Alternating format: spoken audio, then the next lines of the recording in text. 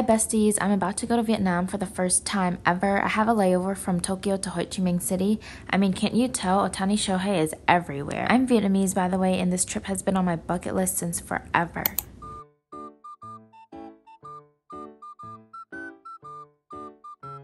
For breakfast, I'm eating thịt nướng mì xào. I'm staying with family that I've met for the first time, and they've been nothing but kind to me. I mean, look at how well they're feeding me.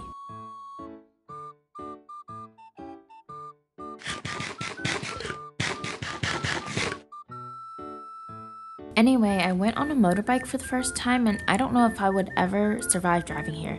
I mean, look at the tiny alleyways and just how many vehicles are on the road. That is so scary. When I came back home, my aunt cooked for us, so I had another meal.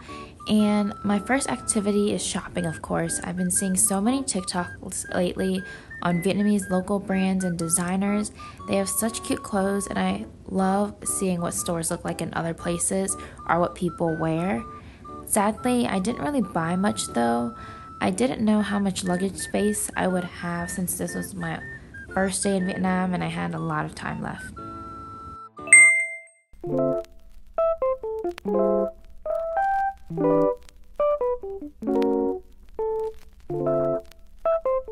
After shopping, I went to a local cafe chain, and Vietnam has the best drinks, like really fresh fruit, really delicious smoothies, and they're all so cheap.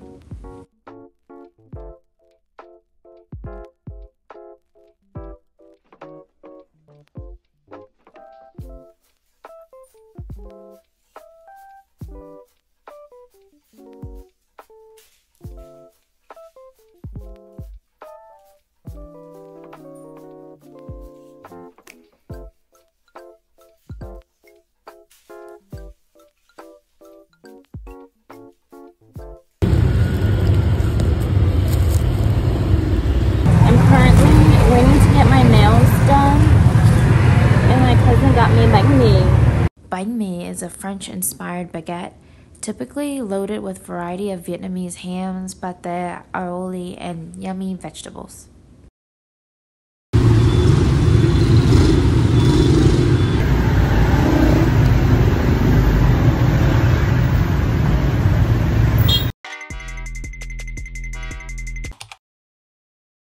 I got this top. It has openings or slits down the middle with bows, and it comes with this bandeau to wear inside. It was only 11 USD. I'm gonna wear it in Japan.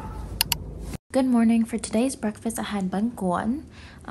Vietnam is really known for its street food, so my cousin would ask me every morning what I wanted to eat and would literally be off and back within 10 minutes with my meal.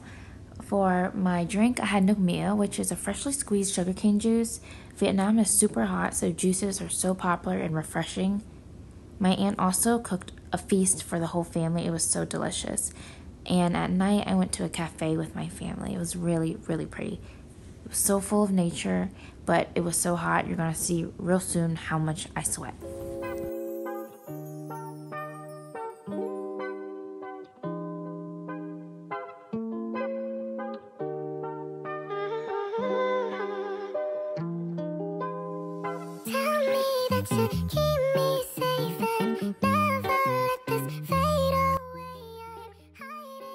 I was literally sweating all day. It's nighttime and it was still like 80-90 degrees outside. That's so crazy. For breakfast today, I'm having chow. My aunt is super popular for her homemade chow, which she sells on the street as well. She also offered me a lot of fresh fruit during my stay. This time I'm eating a satsuma, which was really sweet. Vietnam has so many fruits. Honestly, I tried a lot of things that I've never had in the States before or that I've ever seen. After breakfast, I went to one of the famous markets named An Dong to shop for fabrics to bring home to my mom.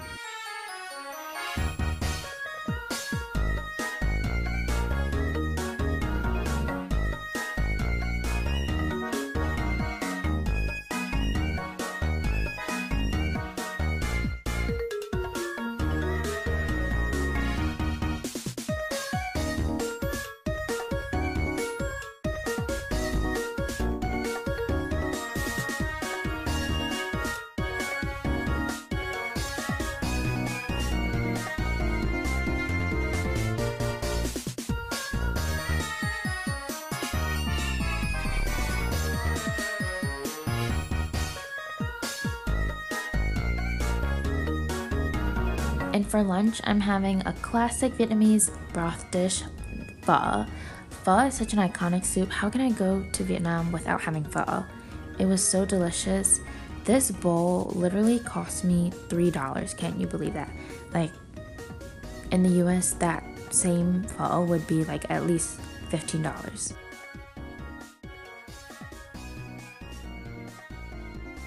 And I had a fresh cup of orange juice to complement it as well.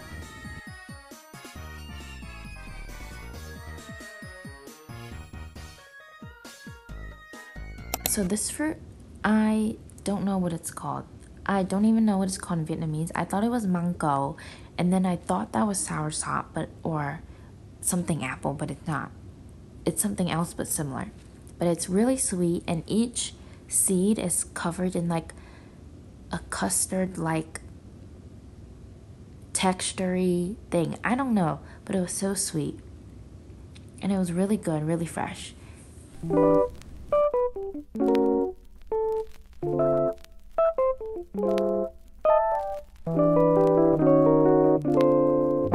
My family had been spoiling me so much, so I wanted to give back too. I got them takeout from Jollibee, which was low-key something I wanted to try myself, and I just wanted them to enjoy it with me. And like true Vietnamese fashion, whenever you enter a home, you're just greeted with so much food, and I was so filled with love, with food, and my tummy never went hungry in Vietnam at all. And this morning I'm eating hủ tiếu. I'm eating a dry noodle kind, which is the first time that I've eaten it.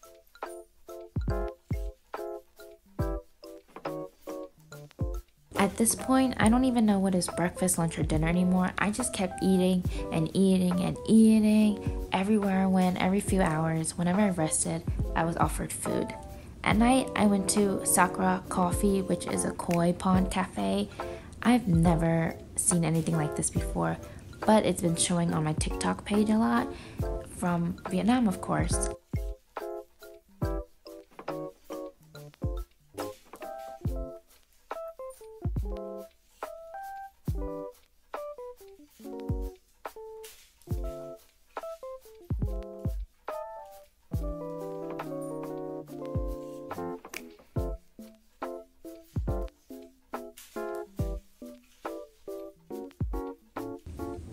For breakfast today, I'm also having hủ tiếu, I think, but like a more noodle version of it.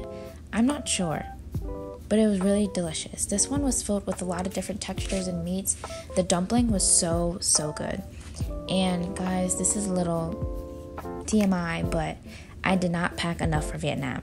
See, normally they change and shower like 3 to 4 times a day, and I did not pack that many outfits. I did not think it was going to be that hot. So you're going to see me re-wearing my Vietnamese pajamas over and over and over again.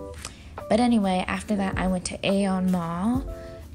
Oh my gosh, this reminded me so much of Japan, and McDonald's Happy Meals and meals in other countries just always fascinates me. So of course I had to check it out. And I can't go to Vietnam without getting Café Sura.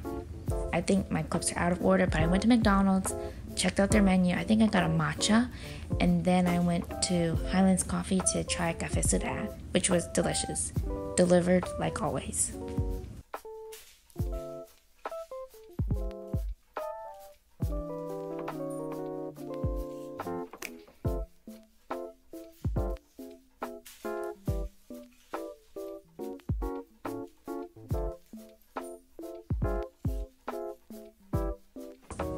Of course, because Aeon is a Japanese mall, they also had 4P's, which is a Japanese pizza chain.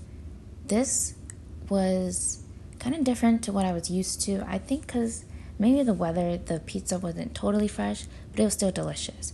Afterwards, I explored the main capital within Saigon, or Ho Chi Minh City, walked around with my family, and stayed out until the night.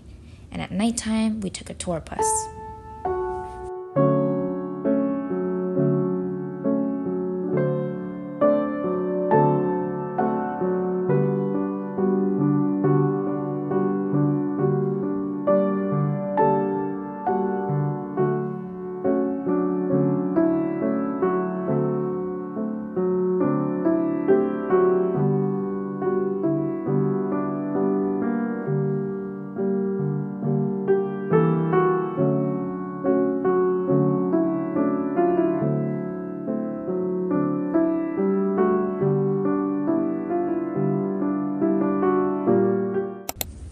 the last good morning in Ho Chi Minh, I'm ending the trip with my aunt's chow, but this time instead of the grainy rice, it's a powdered rice.